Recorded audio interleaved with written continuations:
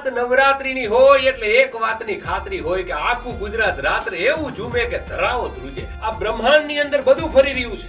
સૂર્ય ફરે, એની આજુબાજુ પૃથ્વી ફરે, એની આજુબાજુ ચંદ્ર ફરે, પણ જ્યારે અહીંયા ગુજરાતીઓ માતાજીની આજુબાજુ ગરબા ફરે, એ ભક્તિનો દિવ્ય પ્રકાશ ખરેખર આખી પૃથ્વી ઉપર જ્યારે પડે ને, ત્યારે આપણને એની દિવ્યતા મહેસૂસ થાય.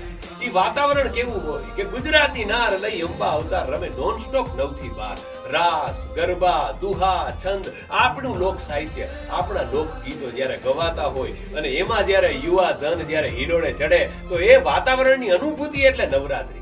માતાજીનું સ્થાપન હોય, એની શક્તિ હોય, એ આપણી અંદર ઉતરે, એ એટલે નવરાત્રી. ત્યારે આ યુવાધન બધા લોકો જેને પોતાની ધાર્મિક આસ્થા જાળવી અને પોતાની રીતે ગરબાથી માતાજીની આરાધના કરે, એ બધા માટે ગુજરાત તૈયાર છે. ગરબાની ગરિમા જ્યાં જળવાય, એ એટલે ચાચર ચોક. અને એવી જ આરાધના જ્યાં થાય, 108 કલાકની આરાધના થાય, સાંજે 7 થી સવારે 7. અને એમાં જ્યારે ઝૂમવાની મજા આવે, ત્યારે તમારે તો એમાં આવવું જ પડે.